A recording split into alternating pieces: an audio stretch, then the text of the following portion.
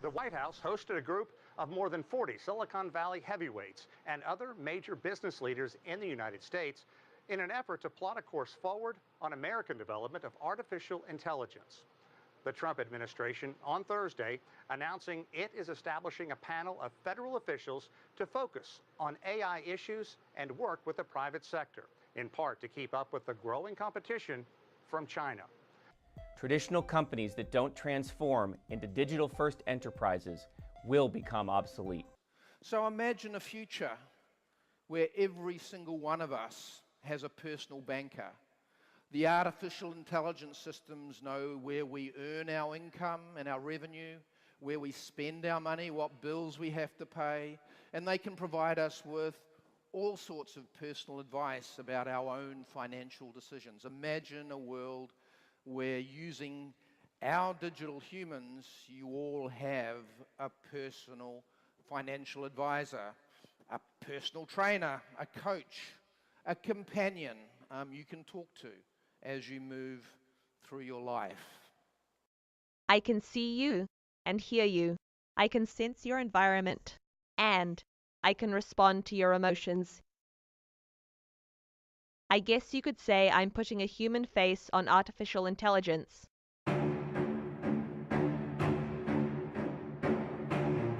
As individuals, we use apps regularly to perform some of our most critical tasks. But it's not so in the business world because of the complexity involved.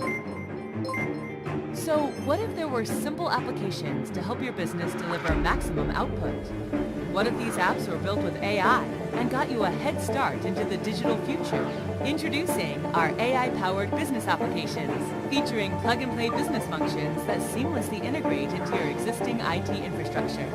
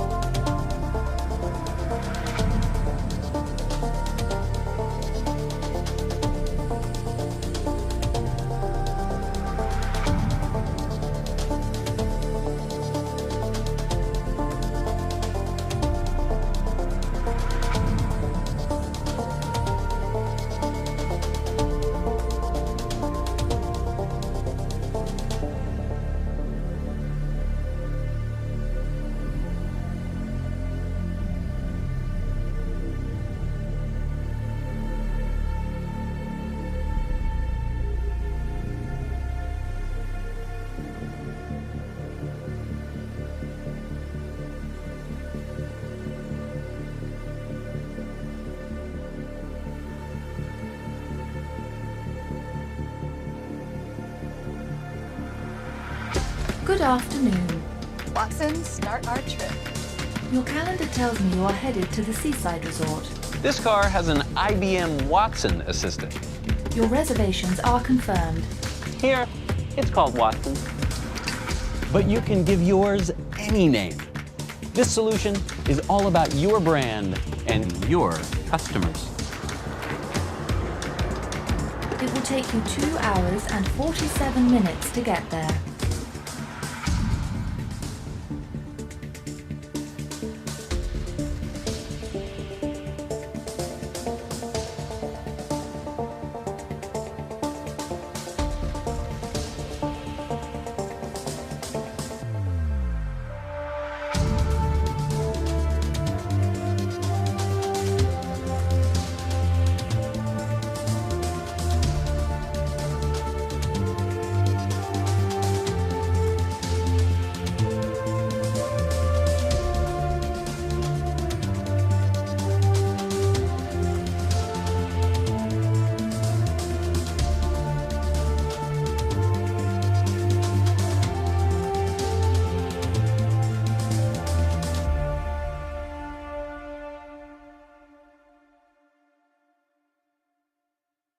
Now, I always like to start by showing this example. This is our Amazon Go store in Seattle.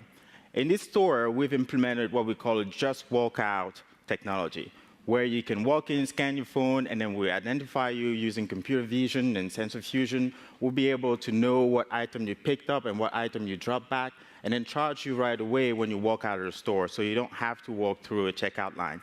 And it gets very frustrating after you've experienced this to go to a normal store and try to walk out of there and have to wait for like 5 or 10 minutes, right? So this is one of our flagship examples regarding an implementation of AI in production. Today, Waymo is the only company in the world with a fleet of fully self-driving cars with no one in the driver's seat on public roads. Phoenix will be the first stop for Waymo's driverless transportation service, which is launching later this year. Soon, everyone will be able to call Waymo using our app, and a fully self-driving car will pull up with no one in the driver's seat to whisk them away to their destination. And within a matter of months, we reduced the error rate for detecting pedestrians by 100x. That's right, not 100%, but 100 times. Now at Waymo, AI touches every part of our system, from perception to prediction to decision-making to mapping and so much more. Now, to be a capable and safe driver, our cars need a deep semantic understanding of the world around them. Our vehicles need to understand and classify objects, interpret their movements, reason about intent, and predict what they will do in the future. And today, I want to tell you about 2 areas where AI has made a huge impact: perception and prediction. Traditionally in computer vision, neural networks are used just on camera images and video. But our cars have a lot more than just cameras. We also have lasers to measure distance and shapes of objects, and radars to measure their speed. And by applying machine learning to this combination of sensor data, we can accurately detect pedestrians in all forms in real time. Our fleet has self-driven more than 6 million miles on public roads. And at Waymo, we use the TensorFlow ecosystem and Google's data centers, including TPUs, to train our neural networks. And with TPUs, we can now train our nets up to 15 times more efficiently. And we can't wait to make our self-driving cars available to more people, moving us closer to a future where roads are safer, easier, and more accessible for everyone.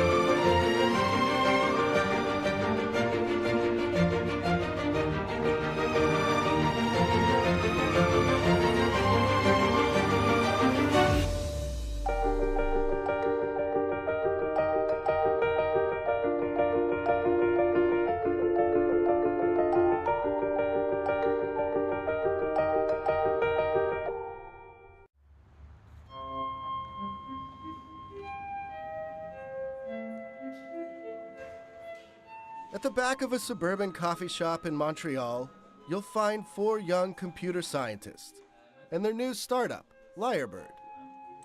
These guys are doing something amazing and frightening. They're using AI to clone your voice. Are you speaking about this new algorithm to copy voices? This is huge. They can make us say anything now, really anything.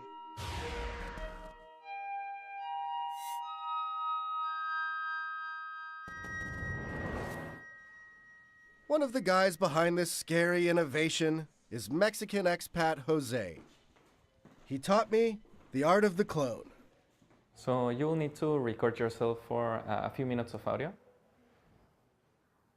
Thousands of letters danced across the amateur author's screen.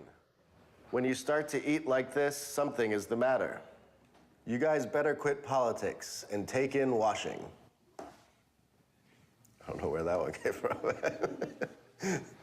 Okay, so create my digital voice now.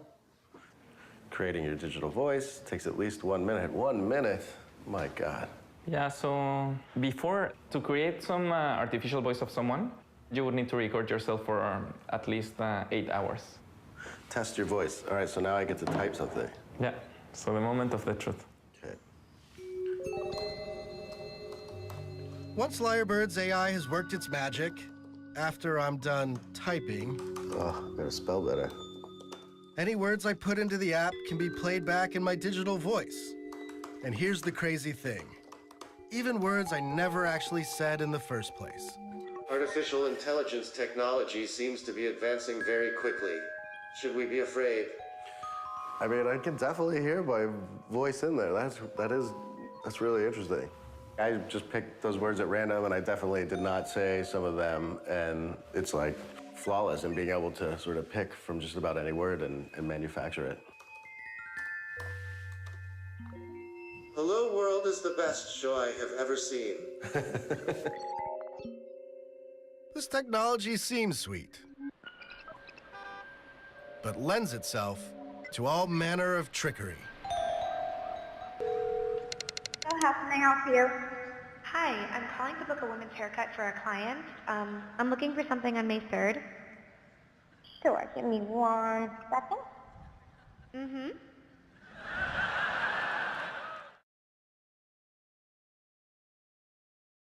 And today I want to tell you about a field that is emerging of what we call the physics of AI. And we're going to explore a bit the intersection about what are new physics that can help accelerate the future of computing and the future of AI. I want to tell you about the intersection of quantum computing and AI and show you some very recent results in this space. So the way a quantum algorithm works is you put the computer in a superposition of states first, then you encode the problem by altering the phase of these states, and the magic is the interference of these states to produce the result you want. And the magic is the interference of these states. And the magic is the interference of these states. Kia ora. That's hello in the Māori language of New Zealand. I'm Sophie. Sophie is Air New Zealand's face of digital disruption. Soon, instead of a human or even a chatbot, she, or it, may be booking your flight. Which one interests you? Economy, premium economy, or business premier? Sophie is made by a New Zealand-based company, Soul Machines. Soul Machines wants to humanise artificial intelligence by giving it a central nervous system, digitally. And it's about to roll out digital employees to some major companies. We're talking to industries that know that digital disruption is going to have a very, very big impact on their short-term future. So we're doing a lot of work with some of the leading automotive brands in the world. We're doing, some really interesting work with banks and financial service institutions. The technology is there, but businesses are nervous about being the first to use it. To a certain extent, there's a lot of courage required by organisations to want to be first and to want to experiment and to understand. But the simple matter here is it's not a case of if this will happen, it's really a case of when this will happen. But that means jobs will go. Lots of jobs, says the head of the government's innovation agency. Anywhere between 30 to almost 50% of our jobs will go with artificial intelligence, robots coming through our workforce over the next 10 to 15 years. It's the biggest change that we've ever seen in the last 3 industrial revolutions. Which jobs? Anything that requires repetition. Driverless trucks and cars are being tested worldwide. Chatbots are already being rolled out for customer service roles. Robots are assisting surgery. Accountants, actuaries and lawyers are all about to be disrupted. Great examples of where, unfortunately, machines are able to better process information faster and more of it than we can as humans. The question is, are we ready for AI in New Zealand? AI at the moment is narrow, designed for specific tasks, doesn't have that general intelligence that humans have. But the computing power and the amount of data being collected is increasing exponentially. Yet, a survey by accountancy firm MYOB found that more than half of Kiwi businesses don't think they're going to be affected at all. There are New Zealand entrepreneurs trying to ride the technology wave. Straker Translations is a Kiwi company. It's developed a way to combine machine learning with human translators. So what we're trying to do is is make translators go faster, make the humans go faster. All right. So what you can do is you overlay some machine learning first. You do a first pass, and you get the humans to tidy that up. But that combination brings a realization. Not all humans are equal. Right, so what we're finding is, married with the right machine, some humans just go much faster and translate just as accurately. We're replacing a lot of, inefficient translators, right? And so we are having an impact. We are impacting that ecosystem, and we do get pushback from the ones that like from humans that like that traditional model. The traditional model of having a job. What is my purpose? You pass butter. Oh my God. Yeah, welcome to the club, pal. And that's where the pushback against the future starts. So what it really makes us think about is, where do we add value? And this is quite scary. It's very fearful. People are very uncertain. And what that can drive is a paralysis, i.e. putting our heads in the sand. So how do humans and AI fit together? What's the problem? I think you know what the problem is just as well as I do. Most science fiction predictions aren't pretty.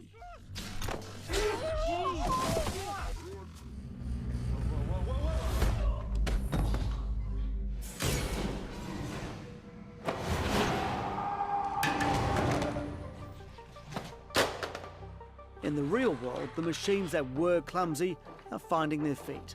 And Google's head of engineering predicts by 2029, computers will reach singularity, where they exhibit behaviour that cannot be distinguished from a human. Leading figures like Tesla's Elon Musk are making dire warnings. With artificial intelligence, we are summoning the demon. One man who has a different view is AI researcher Dr. Ben Goertzel.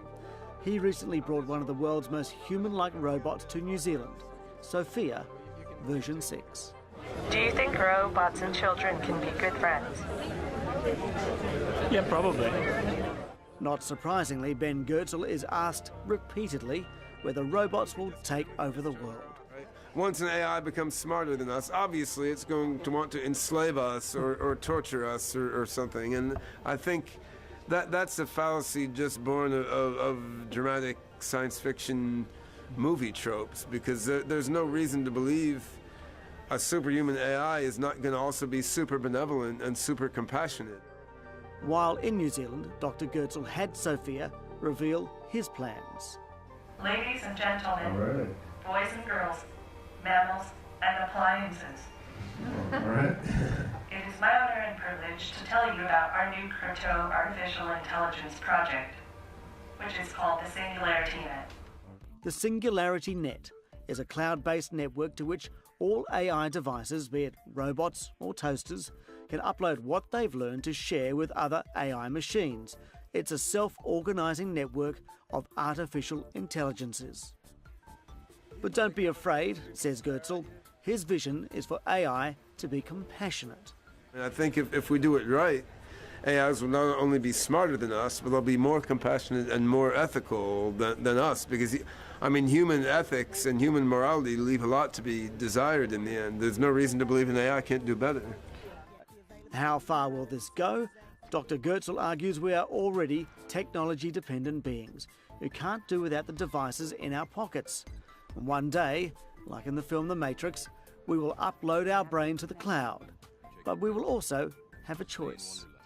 If some people want to remain legacy-style humans, that's beautiful in a way, and I don't think we should stop them. But I think the vast majority of people are going to want to plug chips into their brains and fuse with the super intelligent, super benevolent mind matrix when it becomes possible. Because there's no reason to believe a superhuman AI is not going to also be super benevolent and super compassionate. Soul Machines. Kind of a crazy name for a company. And a new one to add to the list of .com startups that are in their own little way contributing to the construction of the one world technocratic economic beast system.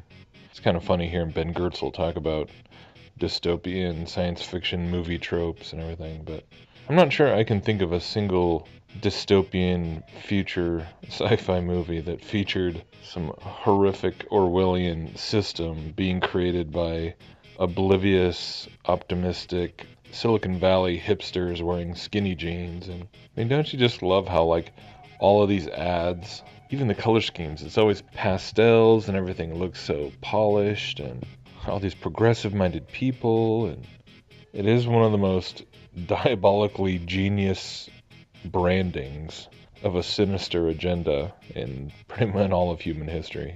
It's going to be safer, you're going to have more leisure time, nobody's going to crash their cars, we're all going to have personal assistants. I mean, the personal assistant thing is amazing.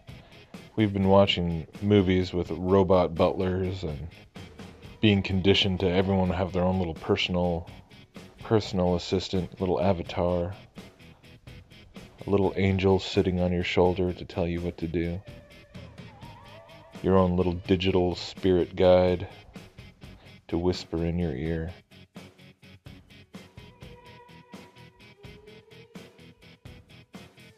And this is really moving forward. This is really developing. This is the world we live in. And it's Bible prophecy being fulfilled.